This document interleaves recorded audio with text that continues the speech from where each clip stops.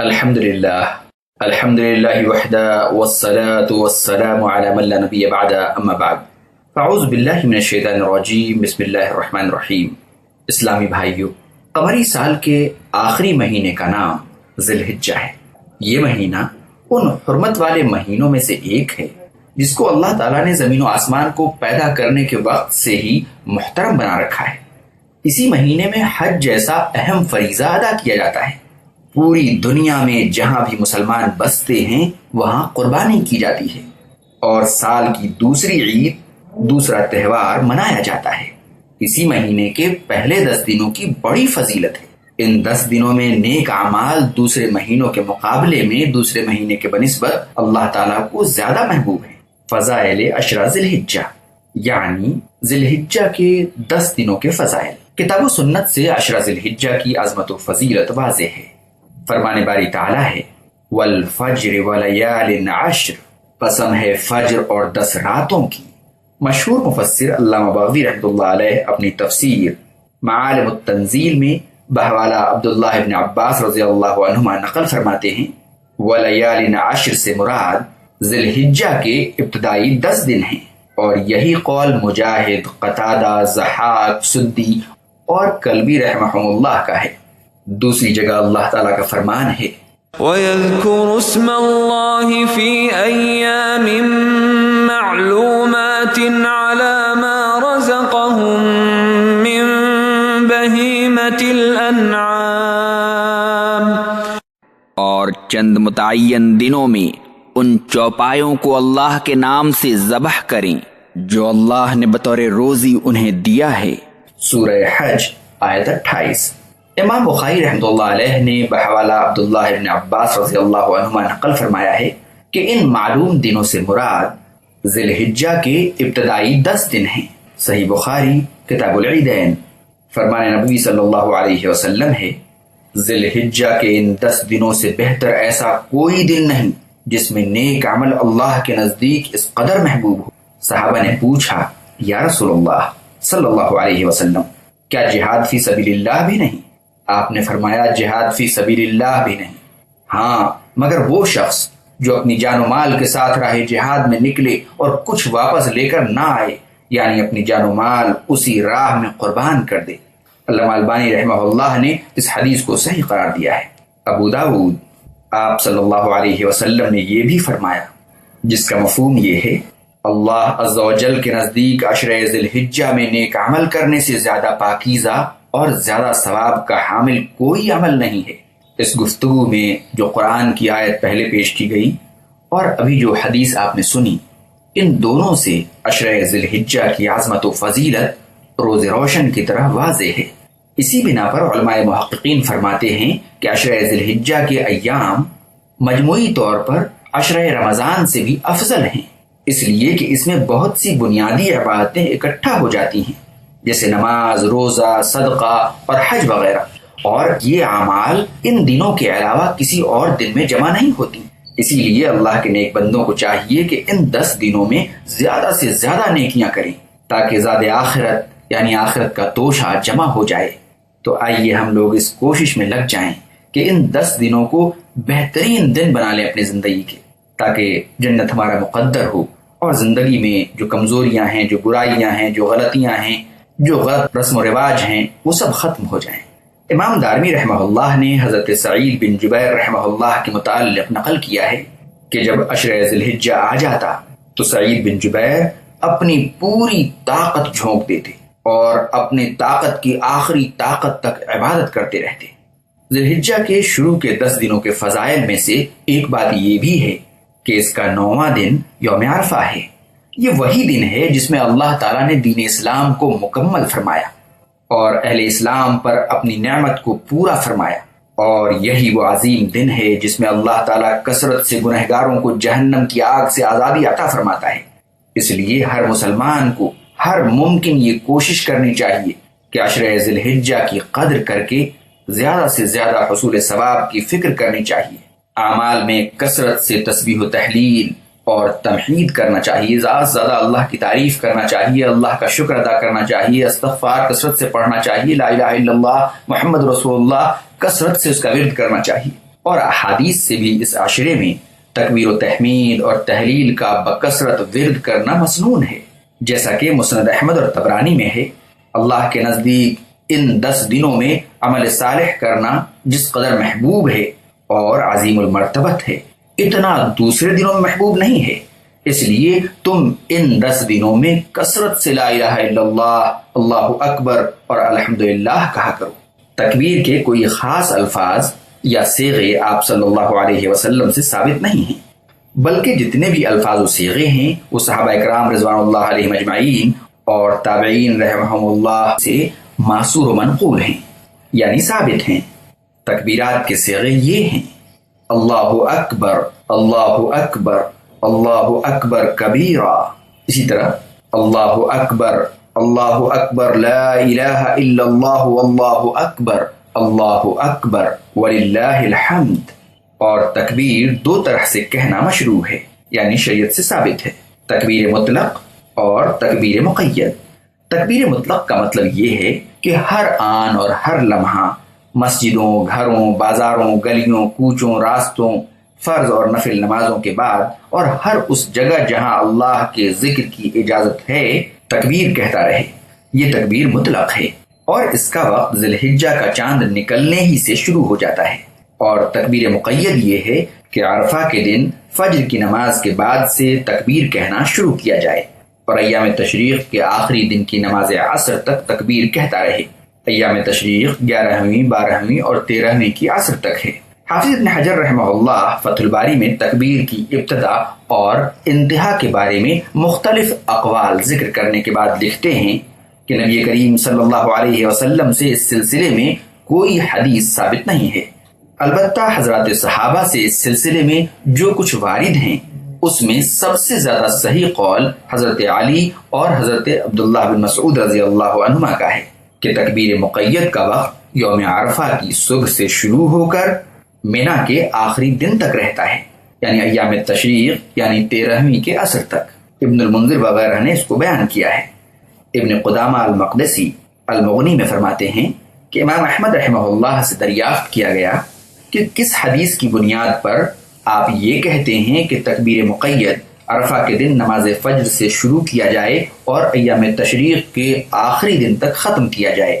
تو امام احمد رحمہ اللہ نے فرمایا اس پر حضرت عمر، حضرت علی اور حضرت عبداللہ بن مسعود رضی اللہ عنہم اجمعین کا اجماع رہا ہے۔ المغنی اور ارواء الغلیل جلد 3 صفحہ 125 للالبانی۔ یعنی مرد بآواز بلند تکبیر کہیں گے اور عورتیں آہستہ آہستہ تکبیر کہیں گی۔ امام بخاری رحمۃ اللہ علیہ نے ذکر کیا ہے کہ ان 10 دنوں میں حضرت ابن عمر اور حضرت ابو ہریرہ رضی اللہ عنہما تکبیر پکارتے ہوئے بازار نکلتے اور لوگ بھی ان کے ساتھ تکبیر کہنا شروع کر دیتے۔ صحیح بخاری کتاب العیدین۔ مقصد یہ تھا کہ تکبیر سن کر لوگوں کو تکبیر یاد آ جائے اور لوگ بھی تکبیر پڑھنا شروع کر دیں۔ ہاں، ایک بات مد نظر رہے کہ بیک آواز اجتماعی تکبیر نہ پکارا جائے، کیونکہ ایسا کرنا مشروع اور جائز نہیں ہے۔ آپ سمجھ سکتے ہیں کہ اس سے جو حالات پیدا ہوں گے یا اس سے جس قسم کے کسی حادثے کی خبر لوگوں کو معلوم ہوگی وہ ایک مسئلہ پیدا کر دے گی، بلکہ مناسب یہ ہے کہ ہر آدمی علیحدہ علیحدہ تکبیر پکارے۔ آج تکبیر کہنے کی سنت ہمارے درمیان سے تقریباً ختم ہو رہی ہے، بہت کم لوگوں کو آپ تکبیر کہتے ہوئے سنیں گے۔ اس لیے سنت کو زندہ کرنے کے لیے ہمیں کثرت سے تکبیرات کا اہتمام کرنا چاہیے۔ اگر ہم نے اس تکبیر کی مردہ سنت کو زندہ کیا تو یقین جانیں اس میں ہمارے لیے عظیم ثواب ہے۔ فرمایا نبوی صلی اللہ علیہ وسلم ہے، جس کا مفہوم یہ ہے کہ جس نے میری سنت کو زندہ کیا جو میرے بعد چھوڑ دی گئی تھی تو اس کے لیے ان لوگوں کی مانند ثواب ہے جنہوں نے اس پر عمل کیا، بغیر اس کے کہ ان کے ثواب میں سے کچھ کم کیا جائے۔ یہ حدیث ترمذی سے ہے اور یہ حسن ہے۔